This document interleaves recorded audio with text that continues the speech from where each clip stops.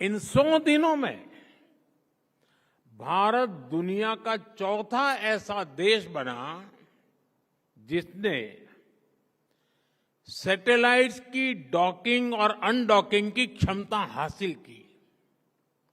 भारत ने semi cryogenic engine का सफल परीक्षण करके दिखाया। भारत ने 100 गीगावाट सोलर कैपेसिटी का ऐतिहासिक पड़ाव पार कर लिया। भारत ने 1000 मिलियन टन कोयला उत्पादन का रिकॉर्ड बनाया। नेशनल क्रिटिकल मिनरल मिशन की शुरुआत हुई और इन्हीं 100 दिनों में कर्मचारियों के लिए 8वें वेतन आयोग गठित करने का निर्णय हुआ। किसानों के लिए खाद पर सब्सिडी में बढ़ोतरी का फैसला हुआ। यानी अन्नदाता की चिंता सरकार की प्राथमिकता है। छत्तीसगढ़ में 3 लाख से ज्यादा परिवारों ने एक साथ नए घरों में गृह प्रवेश किया। स्वामित्व योजना के तहत 65 लाख से अधिक प्रॉपर्टी कार्ड सौंपे गए। और इतना ही नहीं, इन्हीं 100 दिनों में दुनिया की सबसे ऊंची टनलों में से एक सोनमर्ग टनल राष्ट्र को समर्पित की गई। आईएनएस सूरत, आईएनएस नीलगिरी, आईएनएस वाक्षित भारतीय नौसेना की ताकत में नए नगीने जुड़ गए। सेना के लिए made in India light combat helicopter खरीदी को हरी झंडी मिली और वक्फ कानून में संशोधन का बिल पास हुआ।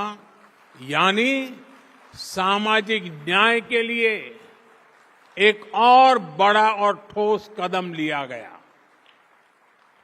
ये 100 दिन 100 फैसलों से भी बढ़कर है। ये 100 संकल्पों की सिद्धि के दिन है। साथियों, परफॉर्मेंस का यही मंत्र राइजिंग भारत के पीछे की असली एनर्जी है। आप जानते हैं, अभी 2 दिन पहले ही मैं रामेश्वरम में था। वहां मुझे ऐतिहासिक पंबन ब्रिज के लोकार्पण का अवसर मिला।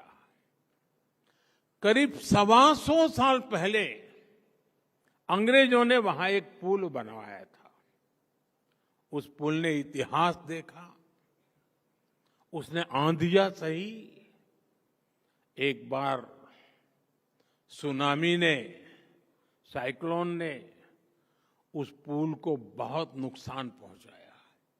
सालों तक देश इंतजार करता रहा। लोग मांग करते रहे, लेकिन पहले की सरकारों की नींद नहीं टूटी। जब हमारी सरकार आई तो नए पंबन ब्रिज के लिए काम शुरू हुआ और अब देश को अपना पहला वर्टिकल रिफ्ट रेल सी ब्रिज मिल गया है। साथियों, परियोजनाओं को लटकाते रहने से देश नहीं चलता। देश चलता है परफॉर्म करने से, तेजी से काम करने से। Delay is the enemy of development. और हमने इस दुश्मन को हराने की ठान ली है। मैं आपको और भी उदाहरण दूंगा।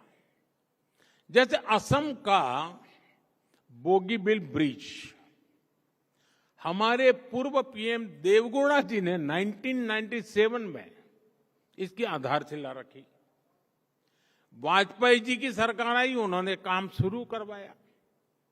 वाजपेयी जी की सरकार गई, कांग्रेस की सरकार आई तो ब्रिज का काम भी लटक गया।